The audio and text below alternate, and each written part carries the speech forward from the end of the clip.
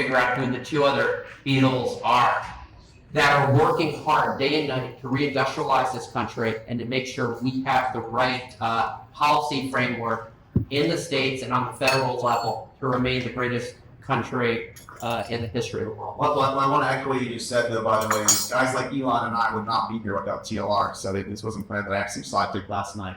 Stuff he did in the 90s, 2000s to fix tort reform, to fix a lot of stuff that was broken in this state. I don't think it would have attracted any of us if he hadn't been working on that. And a lot of my friends here, a lot of older people here, we supported him for a long time, so I really appreciate that.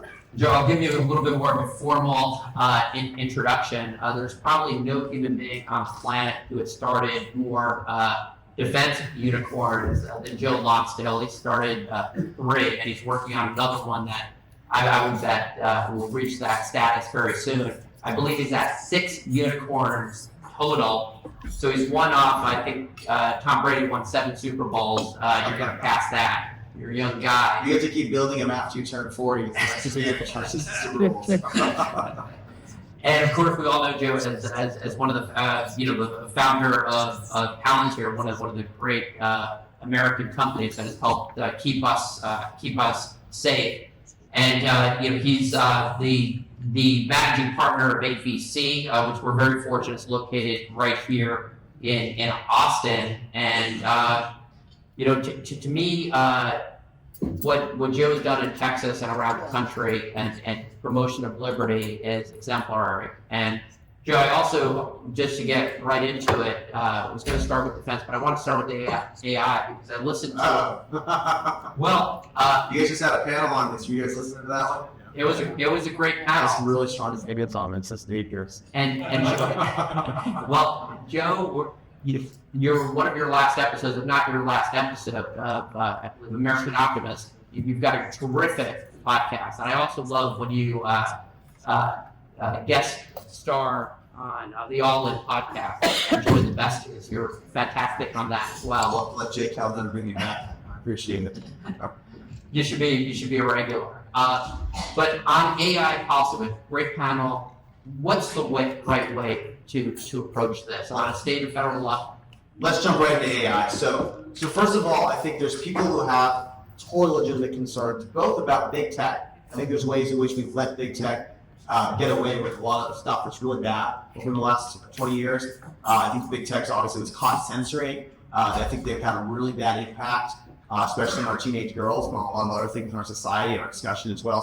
So tech is definitely guilty in the sense that we should not let them get away with what they're doing, and we have to watch out for this. So I think people are 100% right about those concerns. And the question is, what do we do about those concerns with big tech and social media? What do we do about other legitimate concerns around AI? And there's different frameworks in our country for how we approach these things. One framework in our country is that we need to have experts telling us how to run our economy, right? So you go back to the 1910s with Woodrow Wilson, we created the regulatory state. And the regulatory state at this point in our country, as all good conservatives can tell you, has grown like a cancer and has destroyed tens of trillions of dollars of economic value.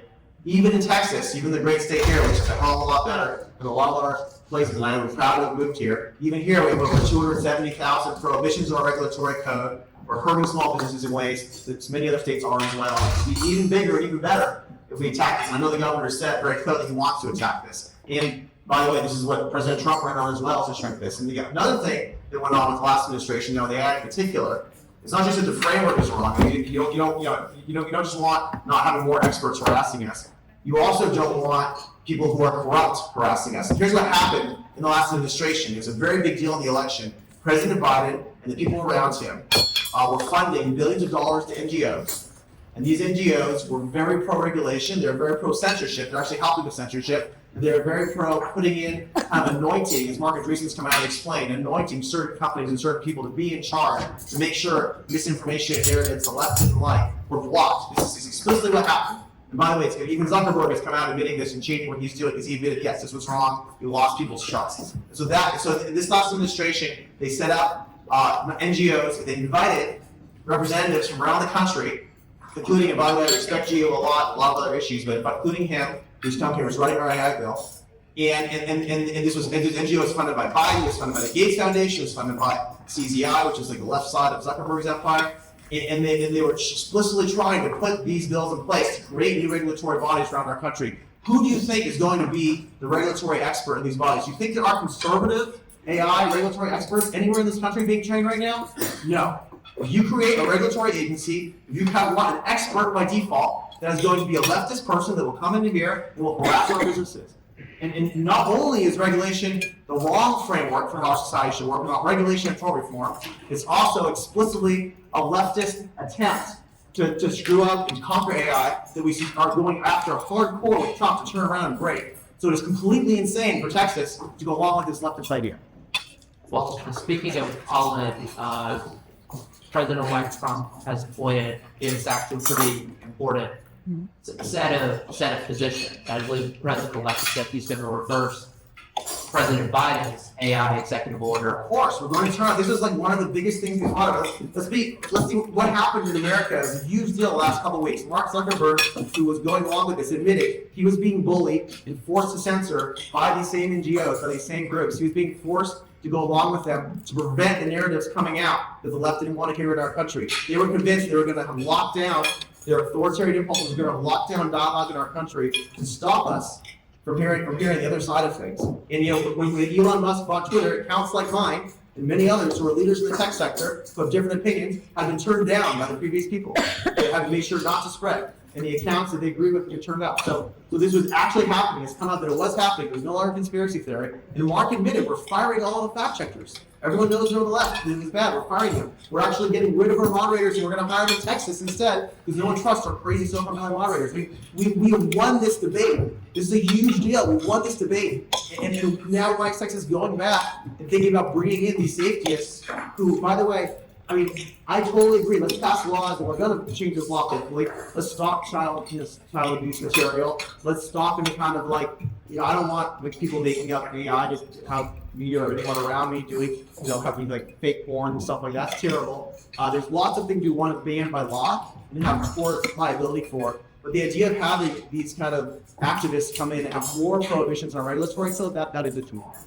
Now, there's provisions in the bill that talk about workforce of making sure. I think every student going through school today is entering a new world, which workforce portions of that. How should we be thinking? And I'm even going to connect it to a terrific new enterprise that you started, the University of Boston. How should our education establishment be handling and incorporating the new world of AI technology? And our education, we need to be trying new things first of all. So I'm very excited. I think a lot of people who are captured by the education interest in the state were stopping parents from having the right to have their kids out of education when they want it. And those people lost their election because Betty Gabson spent a lot of money getting rid of those people. And we've now put in people who are for education choice, and that's going to extend this time. And what we need to do is we need to experiment. I have friends building new schools here in Texas, planning on launching them. I'm building a new university. I have a lot of opinions about what's going to work. But the way a free society works is you don't top down and say you must do this. You top down and say, you have the right to have choice and to experiment. And we experiment and we try things bottom up, and that is how we build our society. It's not about mandating specific things. It's about making sure that you can't have people build and try. Honestly, I've met some of the students your first class at the University of Boston. They are top drawer. These are the smartest. I love hanging out. I love hanging out with these young adults, and the professors are so cool. We had 5,000 professors apply to come here to Austin. Everyone was trying to escape when they wanted these big schools, and we have a really good set of people there. If you guys haven't visited the campus, check it out. It's really cool. And I want to zoom back out on AI because China is not slowing down. China would love for Texas to have a new AI regulator. They would love for the free state that all of this top talent is coming to build and experiment and try new things, and have this state come and slow us down. China is really hard for your AI regulators. Yes, 100%. So when you look at defense, and this has been an incredible area of success and an area you continue for the security of the country to remain involved with, how do we need to think about moving forward on the defense side in terms of the partnership between the federal government and companies that are innovating? Yeah, well, so defense obviously is something where America has been the best in the world for a very long time. So whenever you're very successful, it's a dangerous thing, both in business and in life, because you start to forget to to improve in our ways. What happened in America, we were so dominant after the Cold War, we didn't need to spend quite as much. So all these big giant companies merged and formed less than a dozen wearable defense primes. And by working so closely with the government and working only on defense, which is not how I used to work in the old days, these primes kind of became a little bit decadent, a little bit sporadic, a little bit more like government bureaucracies themselves. And they really captured things, so no matter what they were going to get the prize. And a lot of them have cost plus, and so they're incentiveless to make things more and more expensive. It's not that they're evil people. When you're incentivist for things to be more expensive, you suddenly end up making them more expensive. That's just the way the world always works. Incentives are very powerful. So you got to the point where my friends and I looked around about 8-9 years ago, and we said, wait a second. I built Palantir 21 years ago, done like things to disrupt their software. But wait a second, the hardware stuff's broken too. China has just been taken over by a guy who's like a wacky communist dictator who's very scary, very aggressive, locking up all sorts of people, forcing people to work on the best Chinese engineering companies on defense. And our companies, meanwhile, have just gotten a lot worse in the last 20 years there. So what do we do? So a bunch of us said, you know what, we have to build new defense companies. Thanks to Palantir and SpaceX, they're already broken through. A few of my Palantir guys, Mark, I'm lucky to Bill Shandrell, who started Everest, a PMP company, Soronic. There's probably about 10 new big defense companies that are growing really quickly now in the U.S. They're running circle craft lines. This is a huge thing, and it's working. We need to allow competition. We need to make sure that the competitors win, and we need to make sure we're partnering with the top competitors to find what we want to be looking for 5 years ago. We talk about that entrepreneurial activity, and we're so lucky that you moved from California, a great state of Texas. Where are my boots? Start trying to think for 5 years. You usually get the swagger when you work on it to realize this guy wanted to call Texas check out that swagger. Well, originally from New York, and I go around Texas, and people say, thank you for your stick, worthy boots. So I now have a nice pair of them.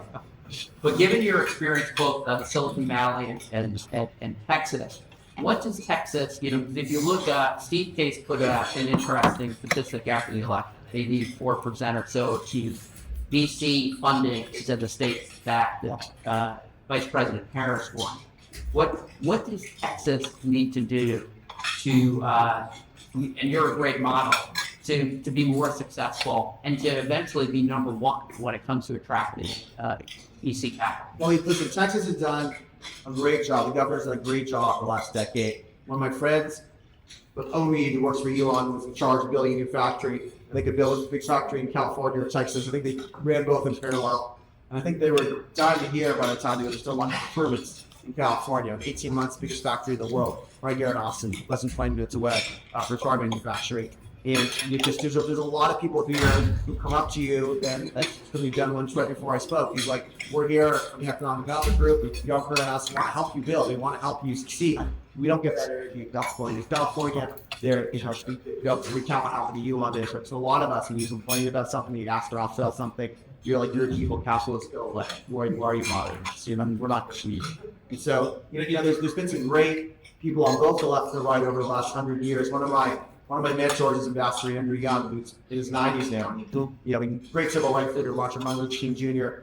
And he was the mayor of Atlanta afterwards. One of the things he was really proud of was the mayor, the Democrat mayor, is when a business person had a problem, he had a separate room, you'd go chat, and he'd say, how can I help you solve this? How can I help fix what the city's doing? Help you hire more people in Atlanta, help you build more things and all that stuff. And it's, that energy of being pro-business doesn't have to be Republican. It could be Democrats as well. But right now, it's all with me in California, so it's a lot easier to share. Well, and I love that you certainly have certain political views, but you always express them in a very civil way and are always looking to bring together. Separate regulators, you're pretty easy about this. Getting back to AI, I was at a great event hosted by the Abundance Institute a few weeks ago, maybe actually weeks ago, right here in Austin, and with AI and energy. And the energy needed to power what's going on in AI. I've heard you on a few different podcasts talk about, I believe, nuclear, maybe you mentioned solar. I know we don't want much talking about solar. I know you spoke about natural gas with Texas, number one on. I'd love your thoughts on how we should approach the energy part of AI on the state of Texas. No, this is a great opportunity for Texas. We should be building at breakneck speed everything we can build that's economic and viable.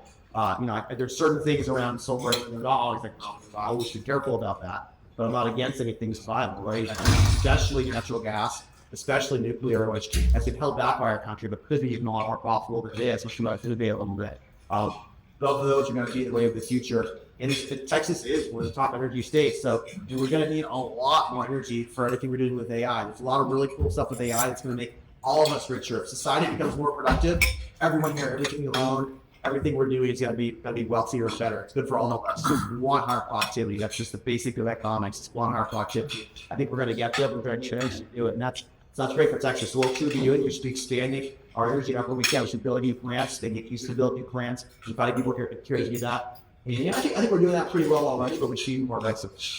Well, I know with the new administration, it's pretty clear that they're going to do everything possible to streamline regulations and permit. But there are things that I'm just throwing this out there. And California in the past has had the ability to have separate cafe standards and other states and things like that. And where I'm going with this is there a possibility for, say, giving the state of Texas the ability to, say, regulate SMRs or something along those lines, even though, we probably will have more. Yeah, listen, I mean, the more outside nuclear, I'm a fan of the small, medium reactors. I'm actually a fan of the large reactors, even more economic, but you did more of those as well. It's not insane for Texas to want to be careful and want to create a guaranteed demand for certain new plants that are done the right way, innovated on Texas to create jobs here. And that demand is probably going to almost for sure choose something we need anyway. There probably are the legislature rates give like $100 for us and whatever the cost on the bill. I think giving more demand both for anything is sufficient that we're going to push. So yes, that's great use of money to make sure we're supporting infrastructure in the state. And that by the way will attract allow us to keep doing more guys. How should we be thinking about, and this is a federal and state issue, Texas is clearly the best place to build, but how should we be thinking about reindustrialization and the importance of that? And, there's President-elect Trump talked a lot about different mechanisms, whether it's tariff or... I think just making all the permits is much easier. Like even now, the permit stuff takes a long time. We had a great law legislation did last year, which I really liked, which is you're building a house, and it's not for industrialization, but you're building a house, and you're doing it in somewhere like Austin. And the crazy people in Austin are too busy to get back to you. After 45 days, you can go right. I think it's a pretty cool law that we did. My friend helped us out with that in place. And Joe, she spoke, and Nicole knows that, and a huge fan of yours. Nicole's great. We partner on a lot of things. I think for industrialization, there's things like that which is going much faster on the state. Should let people go away on anything. You should say, slowing it down. And listen, you obviously still want building. I don't want to die. Industrial factories next to our homes. I'm not a crazy person, but if you have the zoning done correctly, it's clear and let people go faster. I was going to buy a bunch of land and build around here, and it's just really complicated in Texas. There's we have 37 mineral right holders, so it also owns the water. The town nearby is not going to put the bridge you need. There are still a lot of things that farmers should plan that are quite tough and want special interest there. So I think if I was involved in trying to reindustrialize it faster, I'd want to help streamline more of that. When you talk about the importance of the federal DOJ effort, I'm very excited about this. You guys have no idea what's coming starting a week from now. It's gonna be wild. What's coming? I have a lot of smart friends where I think there's just gonna be so much hitting at once. I think the legacy media is not even going to know what to do. They're just going to have like explain up in the front seats. There's too many big things. There's going to be there's just a lot of things out just very broken. In DC, we have way too many regulations. We have way too many people who don't actually do any work. We have way too many people who work against the system. And we have lots of people who basically need to be held accountable. And so there's a lot of just going to hit all at once right away. They're working day and night to get ready for what people think is going to work from the start. Next week, it's not going to start. It's been going on for the last couple of months to get ready, and then it's got to hit next week. It's got to start to hit. There's going to be so much you're going to have to read from multiple days to see what happened in the first day. It's really exciting. Is there an intersection here with AI? Who's got 2.3 billion civilian federal workforce? AI part of the solution to reduce our massive national debt. Yes and no. Like no in the sense that this stuff is so broken that even like basic common sense that we could have done 20 years ago will usually change everything. Because it's just like this thing has been broken for so long and America's been messaged for so long. But yes in the sense that once you do like the very basic, like first you have this like big tumor you cut out, you need the AI cut the tumor, and then you want to optimize the system. Yes, optimizing a system, 100% need to be using more AI to make these things more productive. Our whole economy is going to be a lot more productive in the next 5 or 10 years. No reason not to with government as well, and to make government responses. And I believe you touched on, even on the Texas side, on the regulatory side, I'm co-chairing. Governor Abbott has set up sort of a Texas Small Business Freedom Council, co-chairing with the head of NFID. Love some thoughts on the state level. You mentioned a number that sort of stuck out. Yeah, 270,000 prohibitions here. Listen, Texas is actually better in many, many, many ways than most states. I'm very proud of Texas. It's a very bold state. On the regulatory side, we're better than California and Illinois and a couple others in New York, but we're not much better relative to a lot of other places. What's happened here is, like, when you have a regulatory state, the right analogy is it is like a cancer. What I mean by that is that this thing just like always just grows over time, and there's more and more damage over time. In a lot of states, there's 17 states like Texas that have these very weak regulatory reviews, and they clearly empirically do not work. They do not work because the regulations still keep growing. So in order to make them work, you need to have an automatic expiration of a certain amount of the regulations every year, and then you need to force them to fight to put them back if they're working being put back. If they wasn't put back by a strict toe. But you actually want, if things do not automatically expire, everything else you're doing is a joke, because what you want, instead of being a cancer, you want it to be shrinking by default.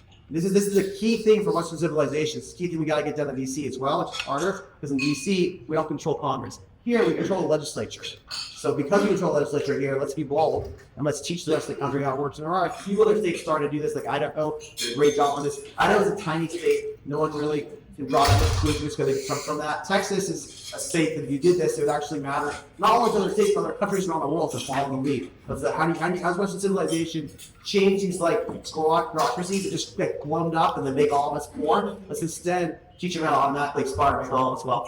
This is something that we can do, and the question is, are we going to be bold enough? I really hope we are. I believe the piece of that on state level is licensing reform. We do a lot of second chance hiring, and sometimes there's licensing standards to keep people that would contribute to society I'm not against giving people a second or a third chance, maybe not a fourth chance. At some point, like you've done a lot of crime beyond restarting, it's like for most of us, maybe don't do that. But yeah, if you want to give someone a second or a third chance, that's great. Maybe you transparently let people know that that's what they're dealing with. I think that's fair. I think we gotta be conservative about this because it's Texas. So if they're gonna send a former criminal to my yard doing something, I kind of want to know. At the same time, totally support giving people second or third chance. Well, where I wanted to dig a little bit deeper, even outside that area, is just on licensing reform in general. Just to make it easy for Arizona. We partnered with Governor Ducey in Arizona, and what they did in Arizona is they said, if you have a license in another state, good enough for us, which we want to be as open as possible. That's the kind of extreme form of licensing reform. Listen, Texas, again, it's a great state. There are a few industries here where people don't want people from out of state being able to shoot with them. I think that's crony and wrong, but those people don't need a lot of money. So I'd love to do full licensing reform. You tell me if that's possible. I'm not going to hit the legislature over the head for something that's not possible. It's nothing to do. It'd be great if we could do it. Well, I know Texas has done some really good things on licensing reform for veterans, military, and spouses of veterans. But that's an area that I think we need to look at pretty carefully and see where we can improve. You've invested, I mentioned defense, but you've invested in companies across a number of different sectors. If you look into the crystal ball, what are some of the sectors that stand out to you? Yeah, so the biggest thing happening, I'd say, in the economy in the next 5 or 10 years is what we call AI services. It's a big productivity list. So if you want to, let's talk about AI for a second here. If you want to invest in AI, there's really 5 main layers of AI. There's level 1 is like the chips, like NVIDIA and stuff. Layer 2 is your data centers. Texas has become a great place to do a lot of this without cheap energy in different areas. Level 3 is actually the model companies themselves. This is like OpenAI, Elon X.AI, of course, do amazing things, Atomic. Level 4 is the software to deploy AI. There's a lot of specialized companies, things like Olama, which is 4 million engineers using it. From 0 engineers, a few years ago, they deployed Llama models. So there's some big companies being built there. We got guys at the beginning.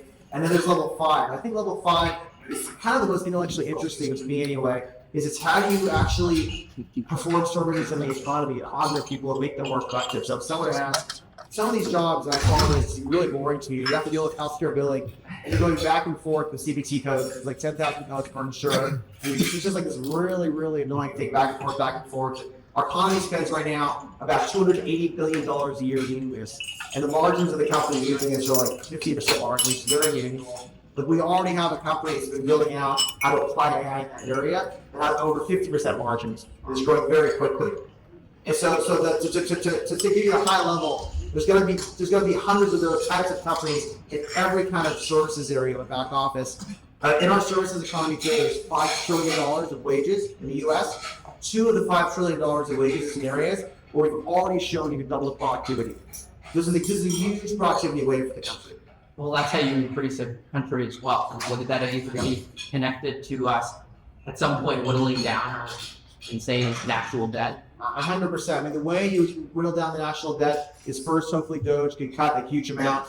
President Trump cut a huge amount there, and responsible for the deficit. But then you grow. You cut the regulatory states till you grow, and you innovate till you grow. Listen, if you want to make fun of tech guys, there's a lot of ways to make fun of us, for sure. Probably one of the best ways to make fun of us is the last 25 years, we have not really contributed to massive economic growth, right? So productivity, despite everything we're doing, has only grown, at like 1 or 2%. So the last 25 years. We got a big boost in the 90s, but it's kind of leveled out. So the question is, are we actually doing things that really impact it? I guess my contention, you can take me back there and mock me in 5 years if I'm wrong, is by the end of the decade, you will have much higher economic growth again, thanks to the AI productivity wave. I really, for everything I'm seeing, I think it's very likely, as long as we provide the energy for it, provide the free market for it. I have the great honor to be on stage with you. I probably should be mocking someone who will be 10 unicorns at that time. So, hopefully we're running better.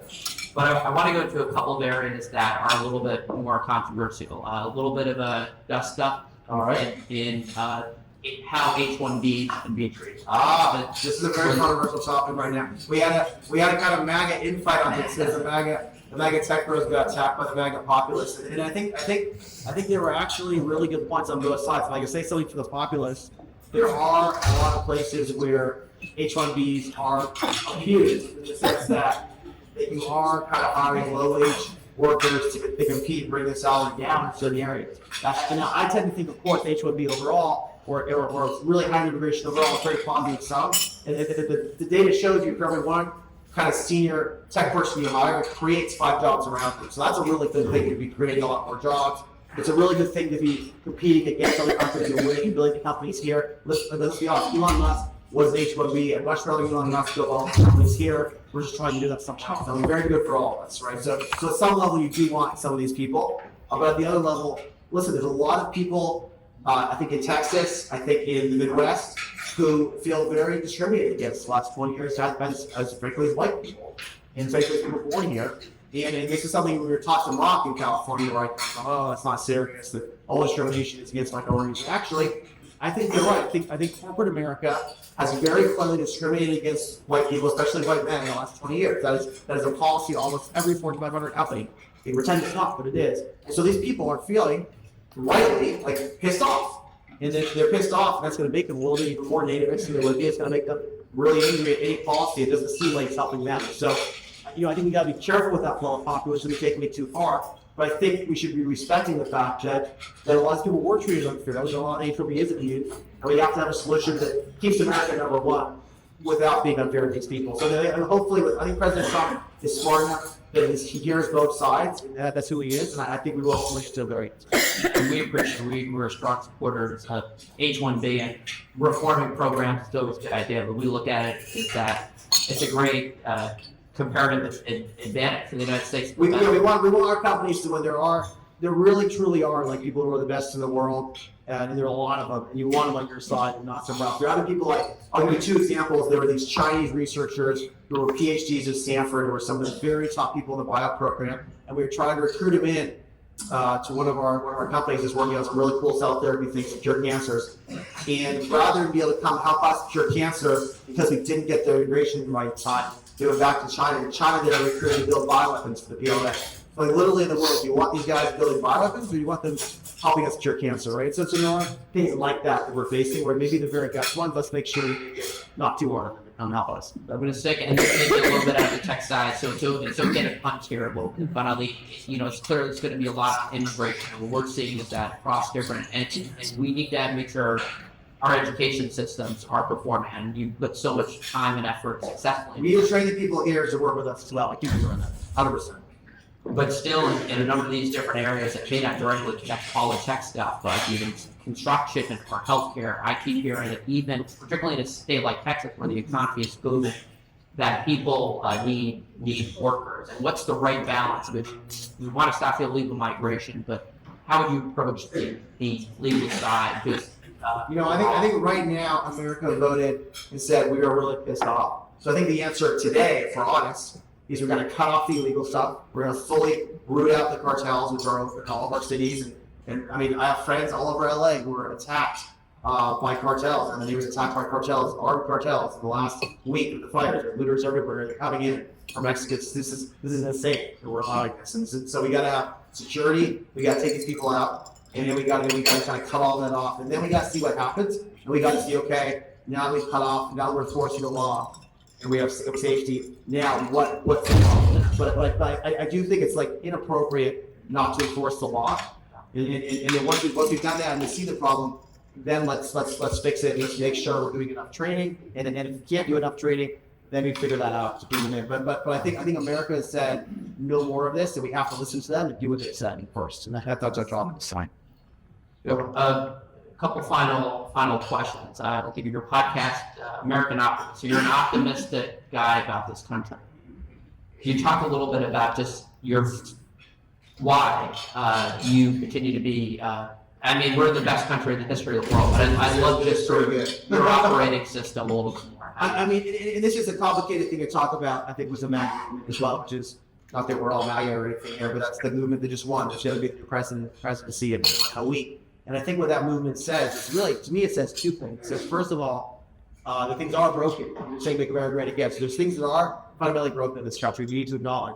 And there's a lot of people who are treated unfairly. There's a lot of things of healthcare and education are completely screwed up. And so there are negatives here. What makes me an optimist, and what I think MAGA also says, is that America very clearly has been one of the greatest countries in the world, has the potential once again to be great for everyone.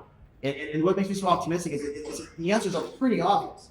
The answers are that we want to be a free country again. We want to shrink our regulatory state. We want to basically get this nonsense out of the way that's breaking things. We've got to take any taxpayer-funded institutions should not have any of this commie woke BS in it, which we still have in all our red states. It should not have it, anywhere in our universities that we control. And we should allow innovation. And the innovation we're seeing, it's like really clear how healthcare could be half the cost. It's really clear how AIDs is really clear how education can work better. It's really clear how our prisons can be less dysfunctional, and our policies around people coming out of them. So these are all things where we have a policy group that's District Institute. We work in 20 states, and the answers are very clear. The question is, are our legislators going to be bold enough to push those answers in the right direction? And I think it looks like hopefully they are. So I'm feeling pretty optimistic. Well, you're playing a huge role in that. And I do want to get back to X, and we're lucky we have a gentleman from X here today, and I'm pretty confident interviewing Joe Lonsdale. My X traffic will increase dramatically. But you talk a little bit about the new media, because it really is a different paradigm, and I think that was part of the Trump win. Well, went on Joe Rogan. This also makes me a lot more optimistic. So we had a very scary situation that was frankly very authoritarian, where you had this legacy media that was all in lockstep, and they all had a very clear narrative. And if you had something else other than that narrative, you were fired from these corporations. This is terrifying. This is what we've been facing the last 10 years. And so to be able to break through that, to be able to have at least one of our public squares, when Elon bought X, and so that's helped him. We bought Twitter, of course, at the time was called like that. That was an ability now suddenly to hear the other narratives, and to shift the overtake window where these narratives are possible. And it's been in some sense a total victory, at least for now, because like the fact that, again, I want to emphasize this, the fact that Mark Zuckerberg came out last week, admitted that his quote-unquote fact checkers were extremely biased to the left, admitted that his moderators were doing things that were completely unacceptable to most people in the U.S., admitted that he was being forced to censor things that were true by the previous administration and by the NGOs they had funded. I mean, this is like a truly insane thing. When I try to tell people this 5 years ago, I was like some kind of wacky guy, and I couldn't possibly be telling the truth. But now we have won. We've broken through. We've got it out there. We were right. And yet you still have this kind of very broken legacy media complex. There's so many 70, 80-year-olds in the country. That's all they listen to. They have no idea that we've won. They have no idea that they've been being lied to by these people the whole time. And so there's still a lot to fix. But this is so powerful that we did break through. We did win. And then we're going to keep using that platform to show people the best ways to look at things so they keep fixing America. Joe, and speaking fixing America, the next generation, as we close out, what would your advice be to the next generation of entrepreneurs? The thing that I've learned from my own work, and especially watching people like Elon, who can more successful, you have to be bold. You have to get a vision you really believe in. You have to attract those people and just be very, very bold and don't let anyone get doing. Well, ladies and gentlemen, Joe Lonsdale, I believe the most important thought leader. Agree or disagree? I believe he's the most important thought leader in the world today, and he does it civil. I do. It's going too far, but I'm That's how I feel, and you do it in a civil way where we can have discussion. I also love, for Chambers, where we want to bring the most durable policy is when you have Republicans, Democrats, Independents united. And I appreciate that you work very, very hard. We do have a lot of our friends from all sides coming together, uniting around what we're doing in the country. So I'm very bullish. And if I could just say, Joe Lonsdale, you're a mensch. Thank you.